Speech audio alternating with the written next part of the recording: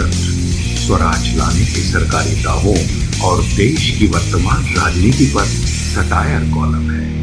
हिंदुस्तानियम पर इसे पेश कर रहे हैं प्रमोद कुमार। बाबा जी गोड़ लागत हैं। क्या बहन मायावती का ब्राह्मण वोटों के जरिए सरकार बनाने का सपना पूरा होगा? क्या इस विधानसभा चुनाव बाद बसपा का 14 साल का वनवास खत्म होगा? इस पर बात करते हैं।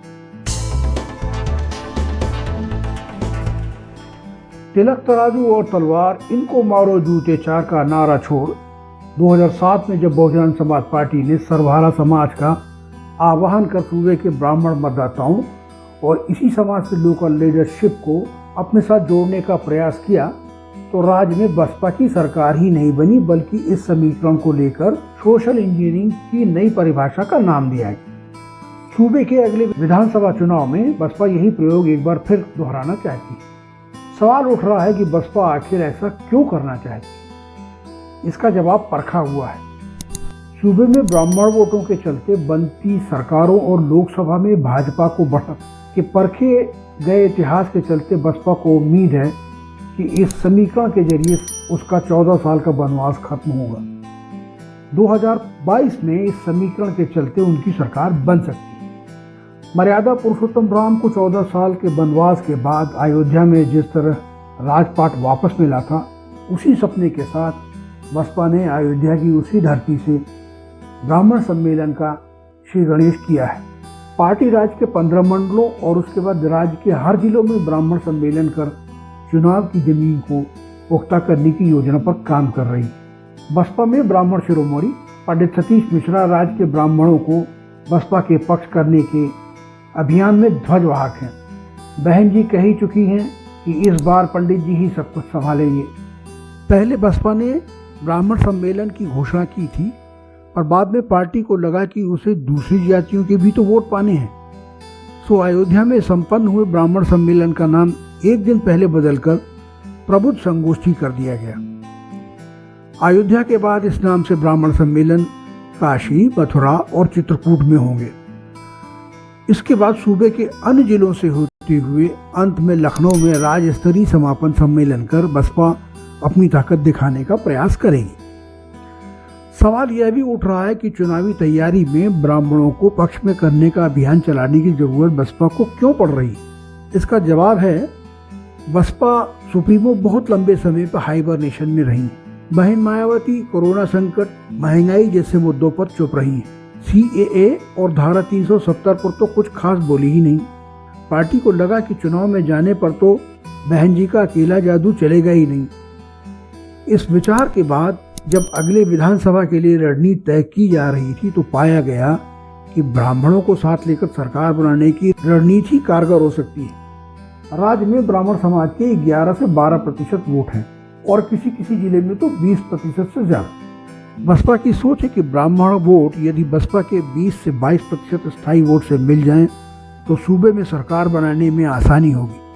विधानसभा चुनाव से पहले इसका प्रयोग पंचायत चुनाव में बसपा ने किया है। ब्राह्मणों को टिकट दिए तो उनका प्रयोग प्रारंभिक स्तर पर सफल पाया गया। पंचायत चुनाव में एक और पुष्टि हुई है, जब भाजपा ने निर्दलीय ब्राह्मण प्रत्याशियों को अपना बताना शुरू कर दिया। कहानी यह है कि भाजपा ने बहुत से ब्राह्मण प्रत्याशियों के टिकट काट दिए थे। पंचायत चुनाव में वे बागी हो गए, निर्दलीय चुनाव लड़े और जीत भी गए। बाद में भाजपा ने उन्हें अपना प्रत्याशी होने का दावा कर दिया। इससे बसपा का ब्राह्मण प्रेम और भी पुख्ता हो गया है। वैसे भी बसपा ने 2007 विधानसभा चुनाव में 86 ब्राह्मण कैंडिडेट चुनाव मैदान में उतारे थे, 41 चुनाव जीते थे, 5 कैबिनेट मंत्री बने थे और 25 के लगभग MLC थे। तो बसपा को लग रहा है कि अगले साल होने वाले विधानसभा चुनाव में जहां बहुकोणीय संघर्ष की स्थिति होगी, वहां उसकी यह तरकीब कामयाब हो सकती है। और अगर कहीं कायस्थ और मुस्लिम मतदाताओं ने बसपा के प्रति विश्वास व्यक्त कर दिया, तो सोने में सुहागे की स्थिति बन जाएगी।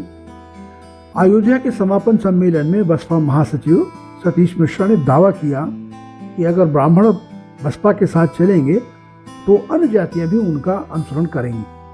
वे यह भी कहना नहीं भूले कि 13% ब्राह्मण वोटों के साथ बसपा का 23% वोट यदि मिल जाए तो बसपा की सरकार सूबे में बनने से कोई रोक नहीं सकता है। और एक बात और है, शायद बसपा के लिए सरकार बनाने का यह आखिरी मौका होगा।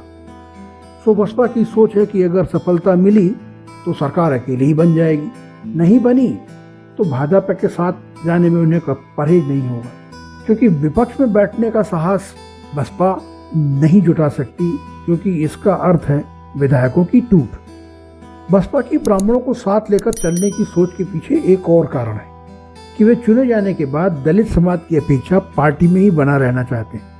प्रमाण के लिए स्वामी प्रसाद मौर्य, नसीमुद्दीन सिद्दीकी, सुनील चित्तौड़ और हाल में हाकिम लाल बिंद आदि ऐसे नाम हैं जो कमजोर कड़ी साबित हुए हैं। यह बहन जी के कोप का भाजन बने और बसपा से निकलकर भाजपा और कांग्रेस में शामिल हो गए। ब्रजेश पाठक ही एक अपवाद ब्राह्मण नाम है जो बसपा से अलग हुए, वरना बसपा से ब्राह्मण विधायकों के टूटने के समाचार कम मिले हैं। एक कारण यह भी है कि ब्राह्मण समाज की बसपा में कमान पंडित सतीश मिश्रा के पास रहती है, जहां ब्राह्मण विधायक सुरक्षित महसूस करते हैं, यानी खेलो खाओ हाथ ना आओ।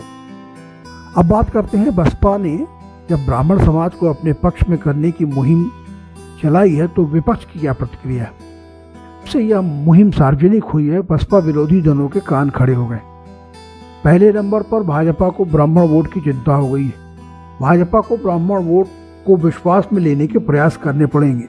योगी के ठाकुर होने और नौकरशाही में ठाकुरों को प्रमोट किए जाने से लेकर कानपुर में विकास दुबे गैंग मुठभेड़ के किस्से कहानियों से भाजपा के प्रति ब्राह्मण समाज का विश्वास डोला है। सतीश मिश्रा ने अयोध्या की संगोष्ठी में विकास दुबे की विधवा को लेकर विधवा विलाप किया कि बेचारी उसका क्या दोष है कि उसने विकास से शादी की थी। अब जब बहन जी ने विधानसभा तैयारी से बहुत पहले ही अपने पत्ते खोल लिए हैं, सो भाजपा में भी खलबली है कि ब्राह्मण विरोधी चस्पे आरोप से कैसे निजात मिले। सो उसे ब्राह्मण वोटों की चिंता हो गई। अब योगी हाईकमान से पूछ सकते हैं कि जिन ब्राह्मण शिरोमणि जितेंद्र प्रसाद को दिल्ली में बड़े जोर शोर से शामिल कराया गया था, वे क्या कमाल दिखाएंगे। जितेंद्र प्रसाद और उनका ब्राह्मण चेतना मंच संस्था सूबे के ब्राह्मण वोटों को कितना भाजपा के पक्ष में कर पाएगा, यह देखना पड़ेगा। वे खुद पिछले कई चुनाव नहीं जीत पाए, सो उनकी संस्था कितनी कारगर होगी यह देखना होगा। इसी तरह ब्राह्मण वोटों को रिझाने के लिए कांग्रेस भी प्रयास कर रही है। कांग्रेस ने पहले ही राइट टू सेंटर का रास्ता अख्तियार कर लिया है। राहुल गांधी जहां जाते हैं वहां के मंदिर में पूजा करते दिखाई देते, तो प्रियंका वाड्रा भी कभी हरिद्वार में पूजा तो कभी प्रयागराज में नाव चलाती दिख रही हैं। अभी जनता दल यू और ममता बनर्जी की बात बाकी है, वे भी यूपी के चुनाव मैदान में उतरने के लिए हुंकार भर रही। चंद्रशेखर आजाद की आजाद समाज पार्टी कांशीराम भी करवट ले रही। आजाद ने वही रुख अपना लिया है जो शुरू में बहन मायावती का था, यानी मिलिटेंट लीडरशिप। बसपा से उपेक्षित लोग आजाद का दामन थाम रहे हैं। इन मुद्दों पर और दूसरे दलों की चुनावी रणनीति पर स्वराज तंत्र के अगले एपिसोड में चर्चा करेंगे। तब तक के लिए प्रमोद कुमार को दीजिए आज्ञा और देखते रहिए हिंदुस्तानियम टेल्स एंड टॉक। अपना ख्याल रखिएगा। जय हिंद। इस एपिसोड में यहीं तक आपने समय दिया, धन्यवाद। आपको हमारी पेशकश कैसी लगी कमेंट में लिखिएगा जरूर। आपको तो पता ही होगा अनलिमिटेड आइडियोलॉजी का यूट्यूब पर एक ही पता है, हिंदुस्तानियम टेल्स एंड टॉक्स।